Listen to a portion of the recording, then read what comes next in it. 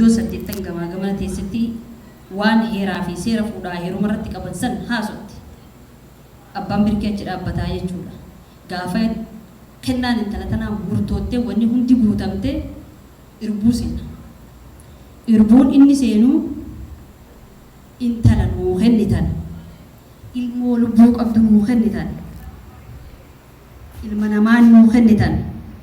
Ilma namaatu nama tokkoo miti, nama heddummaatu, nama horu, nama hayyuu dhaluu danda'u,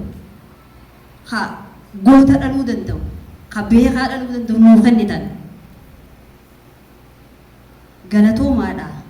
Dirqama isaa san achitti irbuu seenet hamma isiin jirtutti waan roorroo gama ilma namaatiin dhufu tawaaqarraa dhuftu ta namni hin dandeenye malee talma namaa biraa furmaatatti laachuun dandamtu irratti anaa bira dhaabbata, anaatu eega anaa itti gaafatama jeeti manguddoo 8 san jidduutti irbuu seenaa jechuudha.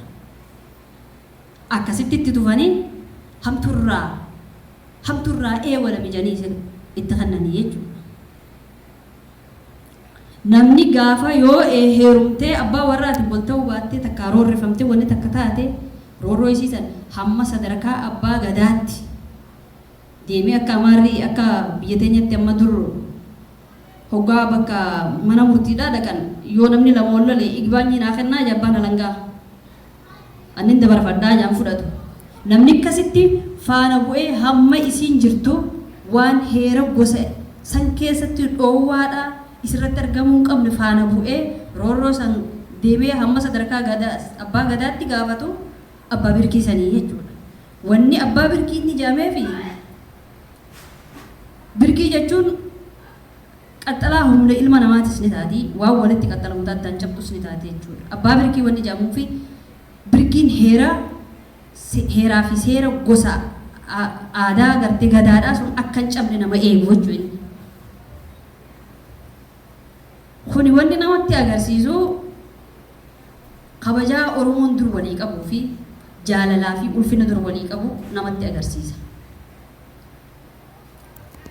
Amma garuu akka amantiittis akka karaa biraattis waan aadaa Oromoo tanarraa fagaannee turree fi aadaa ofiitis namni irraanfateef namni wal keessa deemeetis wal fuudha. Intaltee eega dhalattes dhiiraaf dhalattee maaliif dilli kun hundi irratti raawwatama, maaliif kun hundi isiidhaaf gaafatamaan haftee sun hundi irraanfatamtee akkasiin akka rooban jireetti boolla keessaa rooban jireetti yoo beektan rooban jireetti jedhanii bineensi xixiqqoon takka tawgaa roobni roobee lafa ga'ee boolluma keessaa ol yaate karuma rabbi facaati. Karaa yaatu biitu guddi karuma duraa dhufe deemti akkas taanee facaanee hafne jechuudha.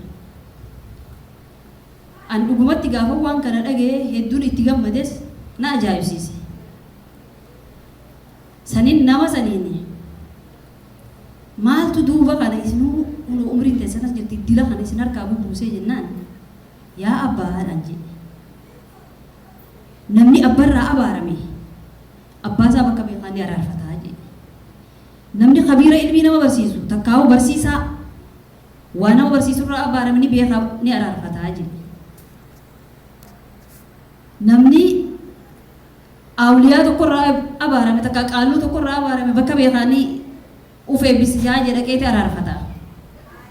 Daalota akka kiyyaaf keetii kanarraa haa abaarame, ka waan ofirraa abaarame, ka warra dabarerraa abaarame immoo bakka beeku jedhe.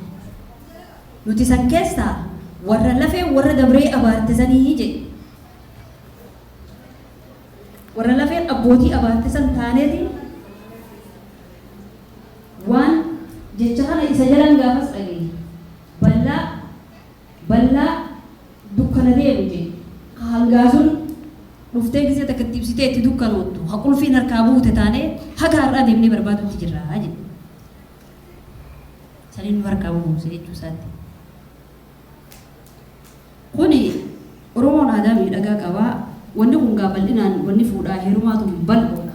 An amma wanni waan kana dubbadheef nama kan hunda isin hundaafuu fakkeenya akkatti haa aadaa teenya nama waan beeku walii hirmaannee wal barsiifnu waan jirran dubbadhe isin hundinuu ar'as ji'i guyyaa biraatiin waan kana ittuma fufamti aadaa teenyarraa waan beeku ganduma gandatu wal abdi amma carcaruma an carcarti ndala dama carcar bal ko da carcaruma sakke sa ganda gandatu wal abdi lagalagatu wal abdi wan beenu wan ada oromo laajise walitti finne wal barsiifne bu'ura ilmaan keenya haa oldee bofaala fakeen nuunjaa waan na dhaggeeffattaniif hedduu ulfaadhaati.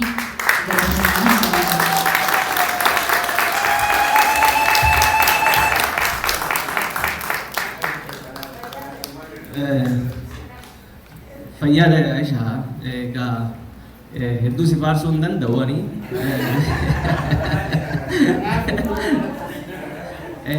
zariifoo gaa ammaan tana sagantaa itti aanutti dabarraa dhugaadha gaa wanni kuni kaka'umsa nuuf ta'a. Nuti hundinuu bakka itti walitti dhufnee sammuu banaatiin wanni beeynu wanni walii dabarsinu waliif qooduudha. Waliif qooduudha walirraa barachuudha. Saniifuu gaa galatoomin siin jedha obbo Kitaaba asitti aanu.